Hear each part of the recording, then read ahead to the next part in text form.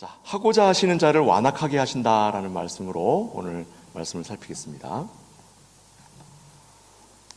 자, 우리가 지난주에는 하나님께서 긍휼히 여길 자를 긍휼히 여기시고 불쌍히 여길 자를 불쌍히 여기신다라고 하는 그 앞의 말씀을 우리가 살폈습니다. 그래서 우리는 우리가 얻은 구원이 하나님의 크신 은혜와 자비의 결과인 것을 확인하고 있습니다. 하나님께서 만일의 법대로 세상을 다스렸다면 우리 가운데 어느 누구도 구원을 얻을 자가 없고 어느 누구도 하나님의 은혜를 입을 수 있는 자가 없습니다. 그런데 하나님께서 법대로 우리를 다스리시는 것이 아니라 하나님의 은혜와 사랑으로 다스리시기 때문에 하나님께서 이 법의 다스림 안에 교회라고 하는 것을 보존하시기로 하신 겁니다. 그래서 우리가 그 교회라고 하는 것으로 부름받았습니다.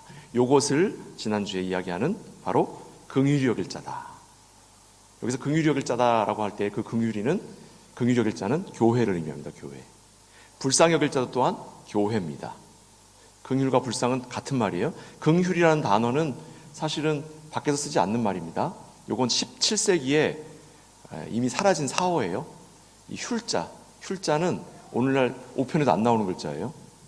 17세기에 괴휼미라고 하는 조선시대 때 국가가 이렇게 춘궁기가 오면 국가에서 쌀을 이렇게 내줄 때 그 쌀의 이름을 괴휼미라고 이름을 붙인 것이 이 휼자를 사용한 마지막 기록입니다.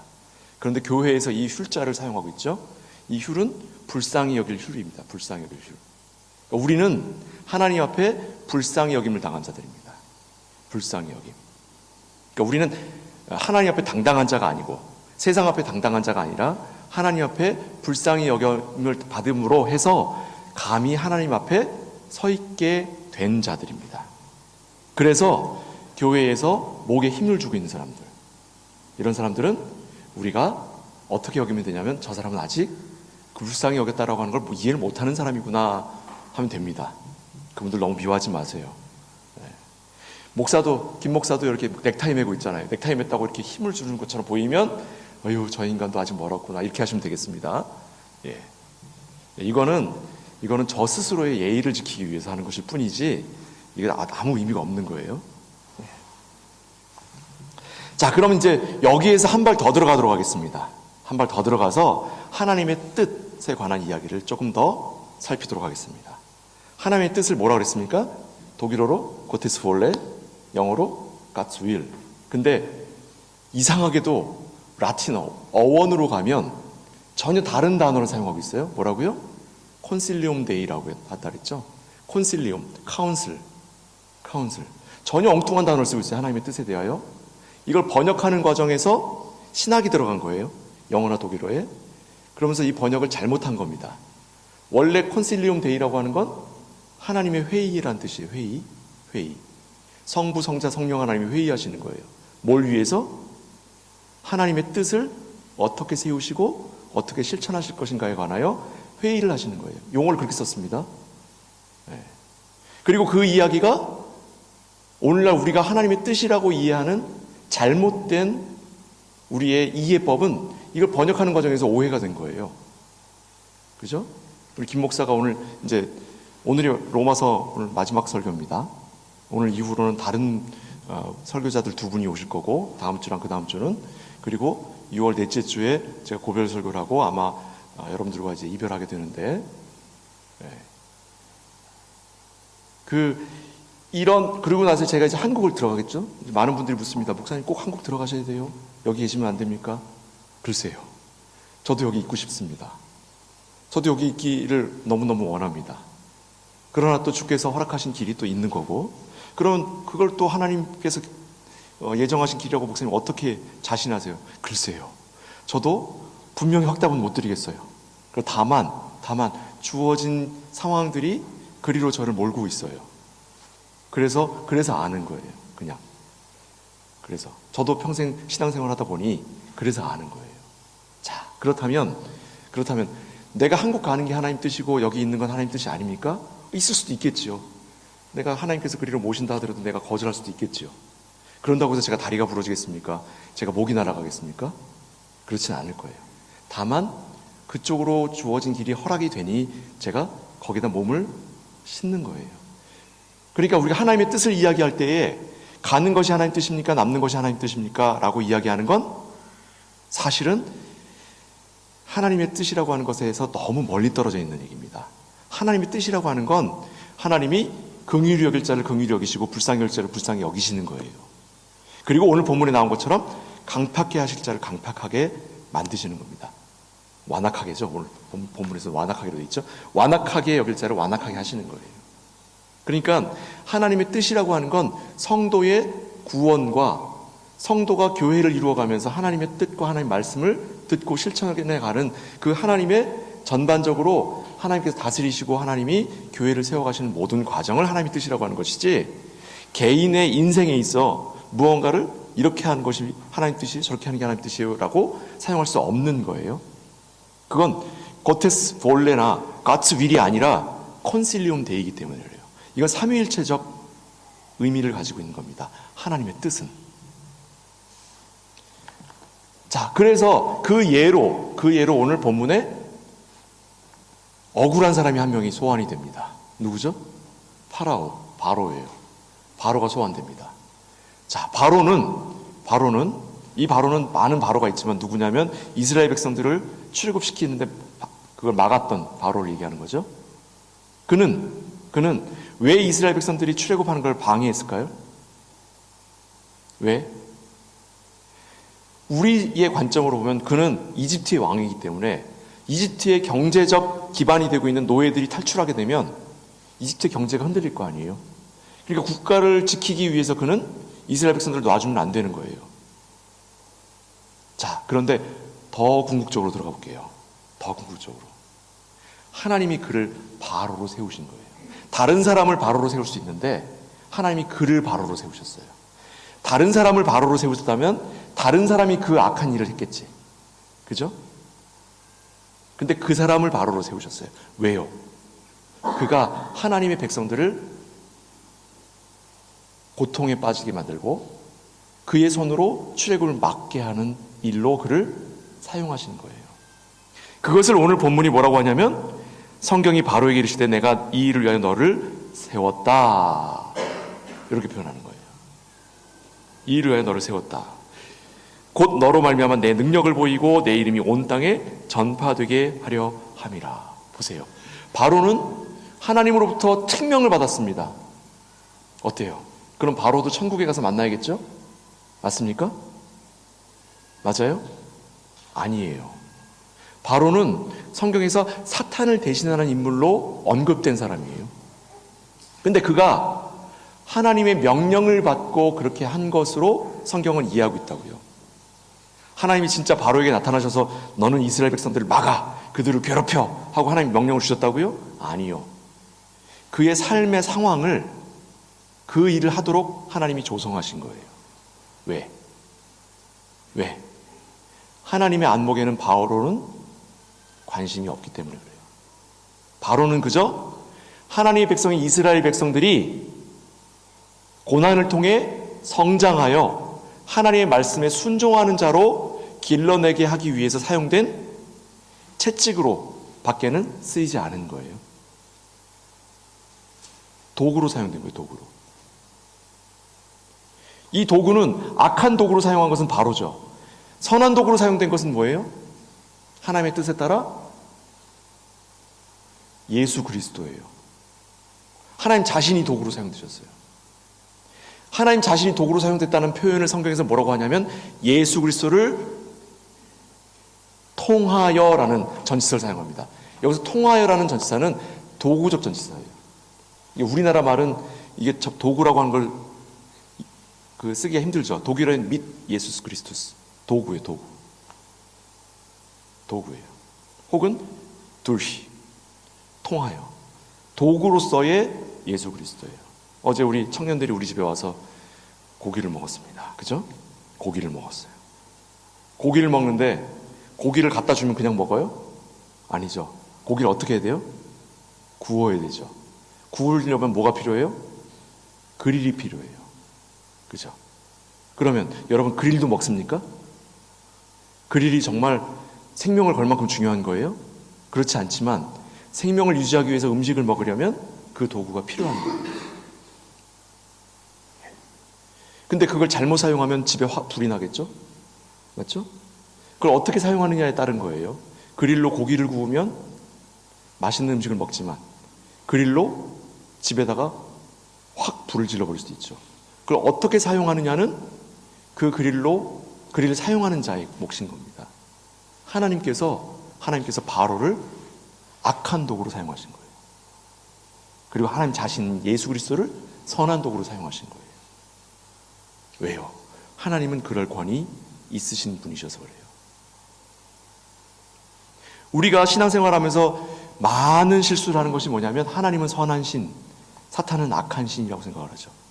그건 하나님을 사탄 수준으로 떨어뜨리거나 사탄을 하나님 수준으로 높이는, 사탄을 숭배하는 일이에요. 우리가 그걸 모르죠?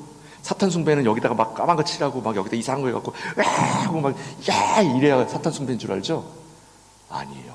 사탄을 진짜 숭배하는 자들은 누구냐면 성경대로 하나님을 믿지 않고 자기가 상상한 바대로 자기가 만들어낸 하나님과 사탄을 숭배하는 것이 사탄 숭배예요.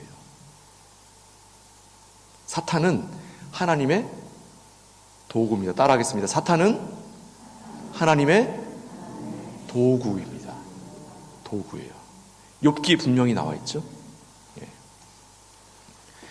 자, 출애굽기 4장 21절에 가면 이렇게 나와 있습니다. 여호와께서 모세에게 이르시되 내가 애굽으로 돌아가거든 내가 내 손에 준 이적을 바로 앞에서 다 행하라. 그러나 내가 그의 마음을 완악하게 한즉 그가 백성을 보내주지 아니하리니. 바로는요 좋은 왕이에요. 애굽을 강대국으로 만들기 위해서 세워진 좋은 왕입니다.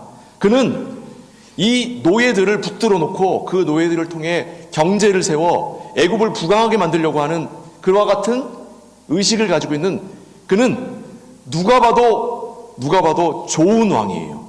훌륭한 왕입니다. 자신에게 주어진 의무를 다한 왕이에요. 그런데 그 자신에게 주어진 의무를 다하는 것이 뭐라고요? 그게 완악함이라고. 왜요? 하나님이 그걸 완악하게 사용하셨기 때문에. 그럼 우리가 법대로 행하는 게 잘못된 거예요? 아니요. 그런 뜻이 아닙니다. 우리는 하나님의 자녀이기 때문에 우리는 법대로 행하는 것이 마땅한 하나님의 뜻인 거죠. 그러나 세상에 속한 자는 그들이 아무리 옳은 일을 해도 그 일은 하나님의 뜻에 합한 일이 아니라는 거예요. 왜요? 그들은 하나님의 관심이 아니기 때문에. 하나님의 관심은 오로지 긍휼히 여길 자와 불쌍히 여길 자인 교회입니다. 하나님은 악의 근원도 아니시고 악을 만드신 자도 아니시고 악을 누구에게 요구하는 자도 아니십니다. 그런데 그 악을 사용하신 분이셔요. 왜? 하나님을 제외한 이 세상의 모든 것들은 악을 향해 달려가고 있기 때문에 하나님께서 멈춰 세우지 아니하시면 그는 악으로 달려가는 자인 거예요.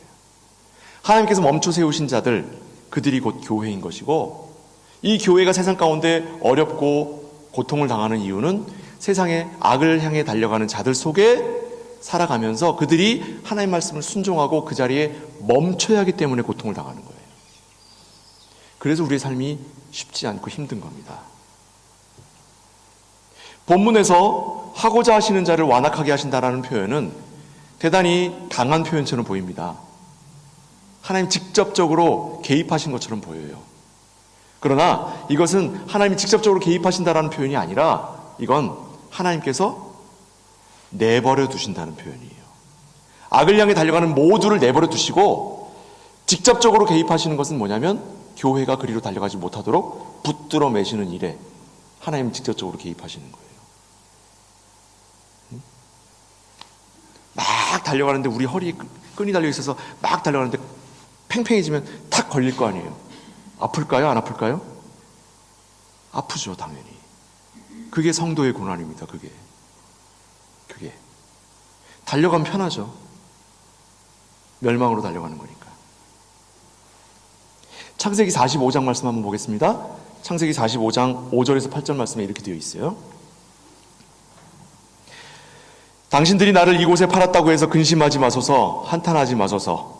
하나님이 생명을 구원하시려고 나를 당신들보다 먼저 보내셨나이다. 이 땅에 2년 동안 흉년이 들었으나 아직 5년은 밭갈이도 못하고 추수도 못할지라 하나님이 큰 구원으로 당신들의 생명을 보존하고 당신들의 후손을 세상에 두시려고 나를 당신들 앞서 보내셨나니 그런즉 나를 이리로 보낸 자는 당신들이 아니요 하나님이시라. 하나님이 나를 바로에게 아버지로 삼으시고 그 온 집의 주로 삼으시며 애굽 온 땅의 통치자로 삼으셨나이다. 아멘. 이 말씀 보시면 요셉을 죽이려고 하고 요셉을 팔아서 노예로 팔아버리고 요셉을 내쳐버린 자들이 누구냐면 이건 또 교회예요. 하나님의 교회. 야곱의 자식들이죠. 성경은 야곱을 이스라엘이라고 부릅니다. 이스라엘. 야곱이 이스라엘 이름 바꾸죠. 그래서 야곱의 자손들은 다 교회예요. 그 이전에 이삭의 자손은 둘 중에 하나만 교회죠. 아브라함도 자식이 더 있었던 것 같지만 어쨌든 둘이 나오니까 이스마엘과 이삭 중에 둘 중에 하나만 교회죠.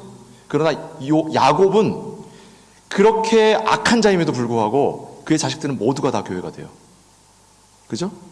그래서 그 모든 교회가 교회 안에서 교회인 요셉을 박해한 거예요. 교회 밖으로부터의 고난만이 아니라 교회 안으로부터의 고난도 있었습니다. 그런데 요셉은 뭐라고 고백해요? 나를 이곳에 보내신 이는 여러분들이 아니라 하나님이십니다. 하나님이십니다. 성도의 고난은 내 눈에 보인 저 시기가 아니라 저 시기 때문이 아니라 나한테 눈을 쌍심지를 켜고 쳐다보는 저 인간이 아니라 나에게 주시는 고난은 하나님으로부터 오는 은혜의 선물이며 이 은혜는 나만을 위한 것이 아니라 나를 괴롭게 하고 나를 고통 가운데 빠지게 만든 그를 위함도 포함한다라고 하는 것이 지금 요셉의 고백이에요. 이게 교회의 성격입니다. 제가 예를 가끔 들죠? 그죠? 스데반 집사를 누가 죽였죠? 사람들이 죽였죠. 근데 그 사람들이 죽이도록 한 게 누구예요? 사울이라는 청년이죠? 사울이 누굽니까? 바울이죠. 이 사울이 나중에 바울로 이름 바꾼 게 아니에요. 이스라엘 발음으로 사울이고 헬라 발음으로는 그러니까 히브리 발음으로는 사울이고 헬라 발음으로 파울이에요. 같은 이름입니다. 자, 바울이 죽이겠어요. 그러면 스데반이 살아있는 동안, 그러니까 스데반과 바울이 이 땅에 있는 동안 두 사람이 친구였던 적이 있어요? 없어요? 있습니까? 없습니까? 스데반 죽어버렸잖아요. 누구에 의해서? 바울에 의해서 죽었잖아요. 근데 그들이 오늘날 2000년이 지난 지금 하나님의 나라에서 하나님의 우편에서 두 사람은 친구일까요? 원수일까요? 예? 어떻게 아세요? 나 몰라서 물어보는 건데 어떻게 아세요? 그거 풀리지 않는 숙제인데 되게 쉽게 답하시네. 예. 그렇게 답하시는 여러분들은 그러면 안 되는 거 아니에요? 그죠? 그걸 조금 어려운 말로 오늘의 교회와 내일의 교회라고 불러요. 멋있죠? 멋있죠? 오늘의 교회에 속한 자와 내일의 교회에 속한 자들이 같을 수는 없습니다. 그죠? 때로는 내일의 교회에 속한 자가 오늘의 교회에 속한 자들을 박해하기도 해요. 하지만 오늘의 교회는 내일의 교회가 될 자가 누구인지 모르기 때문에 모두를 사랑해야 하는 거예요. 스데반은 바울을 미워하지 않았습니다. 주께 기도했죠? 저들이 하는 짓을 저들이 알지 못합니다. 저들을 용서하여 주옵소서. 예수님도 그렇게 기도하셨죠. 오늘의 기도가, 오늘의 교회가 내일의 교회를 위해 하는 헌신이에요.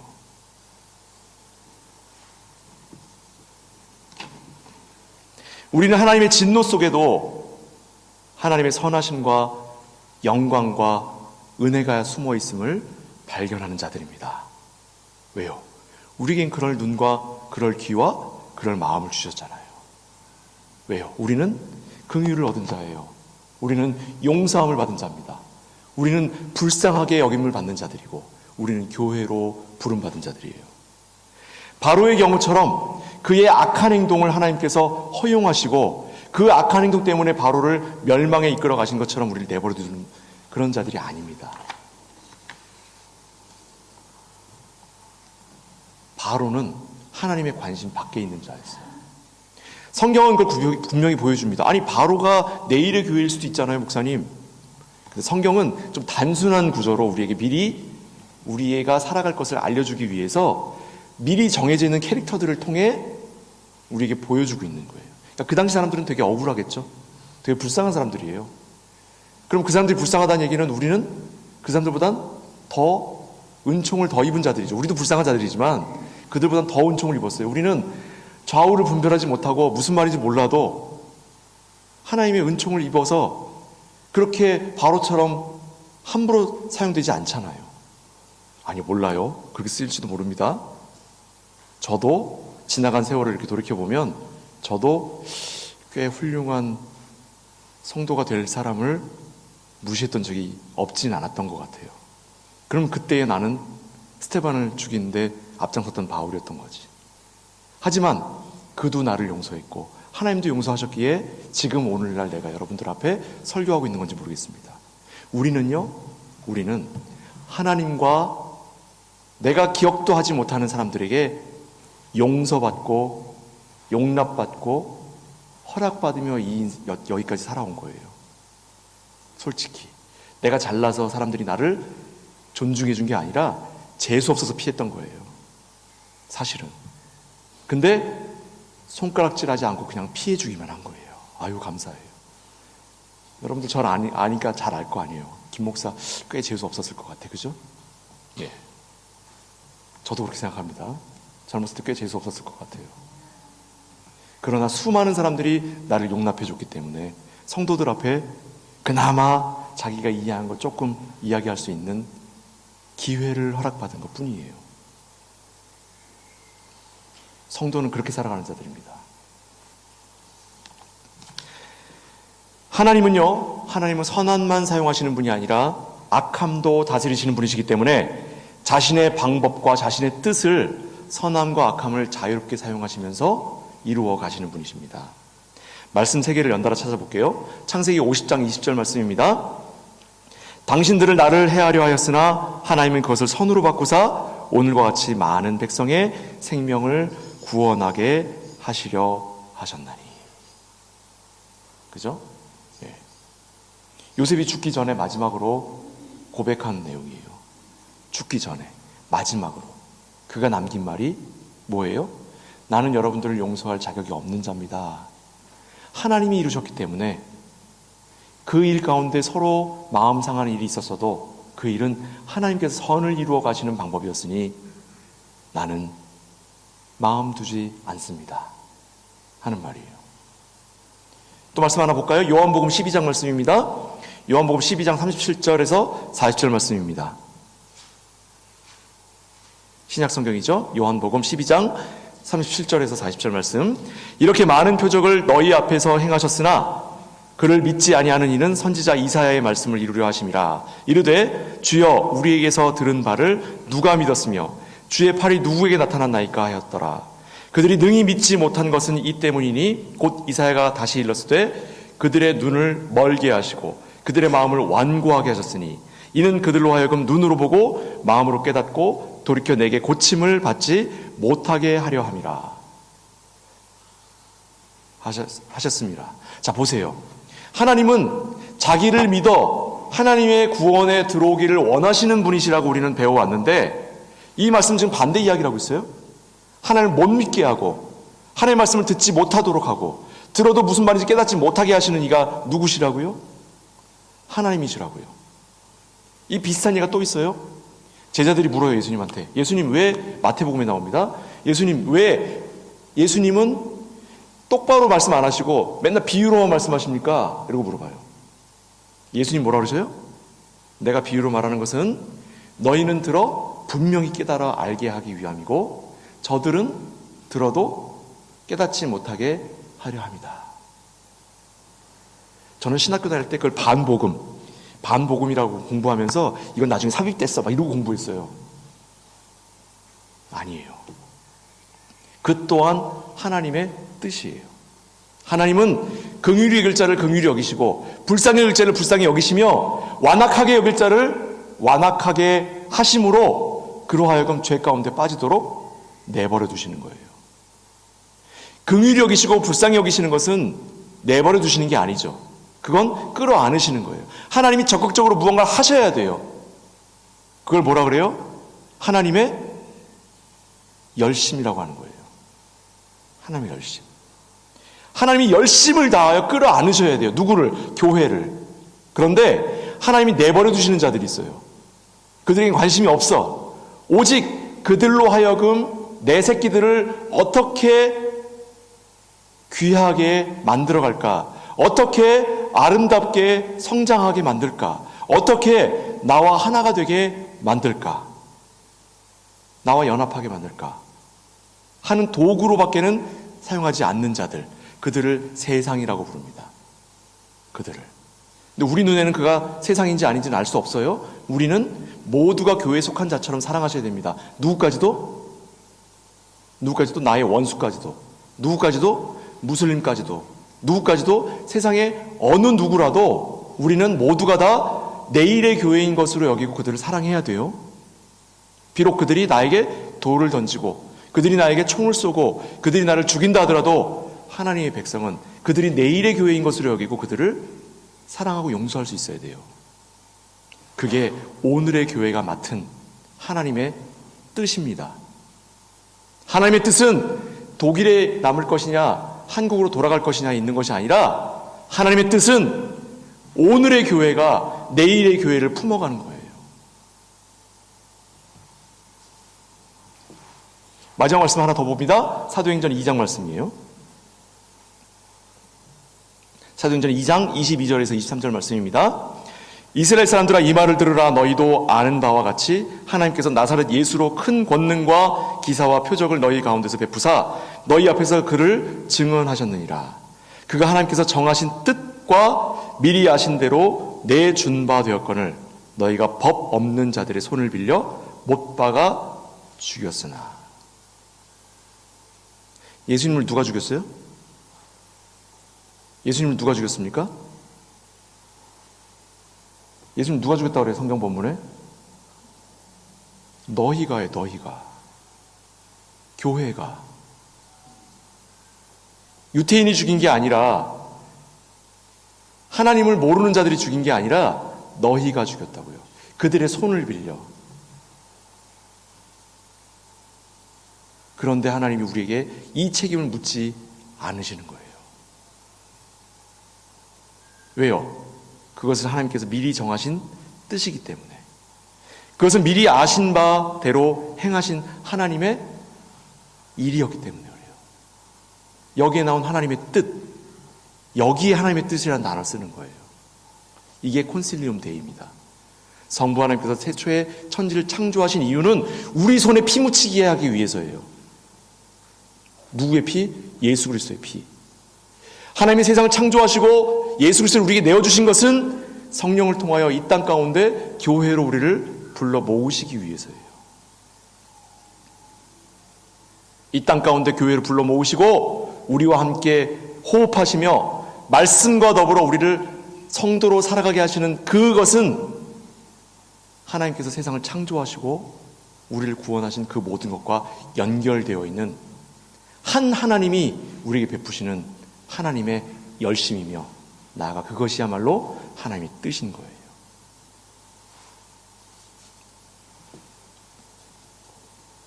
강팍하게 하셨다는 것, 완악하게 하셨다는 것은 그가 죄 짓지 않도록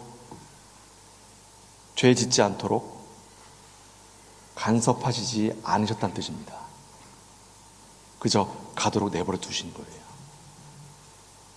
우리 모두는 아담의 허리에서 모두는 죄 가운데 벗어날 수 없는 자로 정해져 버렸어요. 우리의 출발점은 죄입니다. 죄.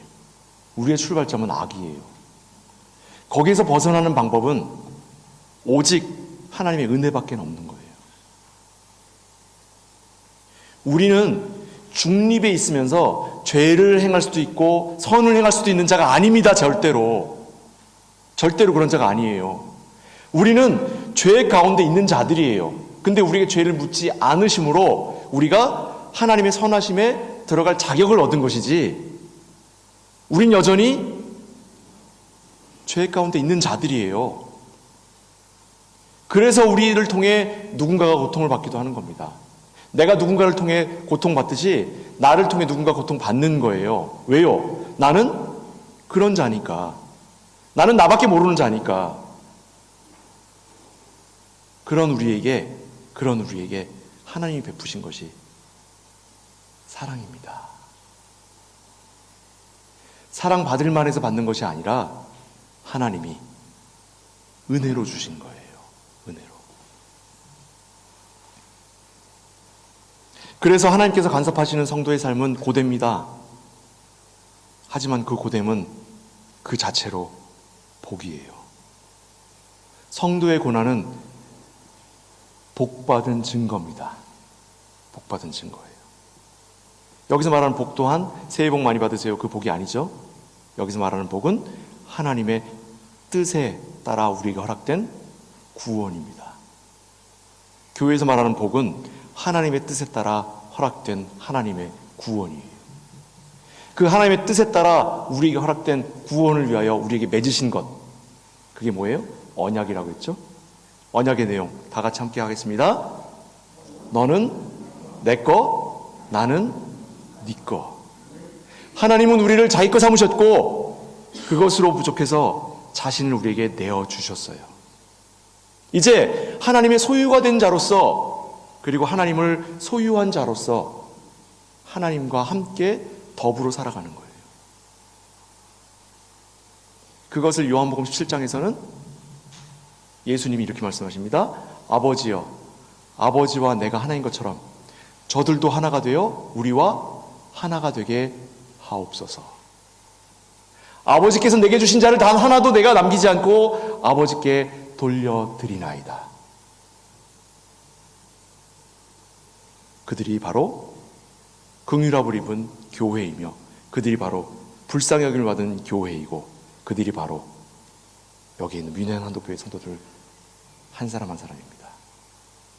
이것을 꼭 기억하셔서 오늘 로마서 말씀 마치지만, 제가 서둘러서 이걸 끝까지 했으면 좋겠지만 오늘로써 마칠 수밖에 없지만 이 말씀 꼭 기억하시면서 여러분들에게 남겨진 삶을 하나님을 소유하신 자로서, 또한 하나님의 소유가 되신 자로서 하나님의 은혜와 하나님의 은총과 하나님의 말씀 가운데 승리해 가시는 저 여러분 되시기를 주님으로 축복을 드리겠습니다. 기도하겠습니다. 사랑하는 아버지 하나님, 하나님께서 우리에게 하나님의 교회라는 이름을 주셨고 하나님의 자녀라고 이름을 주신 그것은 우리가 잘해서가 아닙니다. 그것을 우리가 압니다. 우리는 내버려 두면 그저 내가 원하는 것, 내가 갖고 싶어하는 것, 내가 먹고 싶어하는 것, 내가 되고 싶어하는 것에 온 정신을 빼앗겨버리는 자들입니다. 그런데 하나님이 말씀을 통해 주변을 돌아보게 하시고 하나님께서 말씀을 하심으로 우리가 하나님을 바라보게 하시니 그 가운데 우리가 서 있습니다. 주께서 우리로 하여금 하나님의 자녀됨을 누리도록 하시고 하나님의 말씀을 따라, 하나님의 언약을 따라 하나님의 열심을 받은 자가 되게 하여 주시옵시며 복받은 자로서 하나님께 영광을 돌려드리는 자 되게 하여 주옵소서. 그래서 하나님을 기뻐하고 교회를 사랑하며 서로를 즐거워하는 참된 하나님의 교회 되게 하여 주옵소서. 예수 그리스도 이름으로 축복하며 기도하옵나이다. 아멘.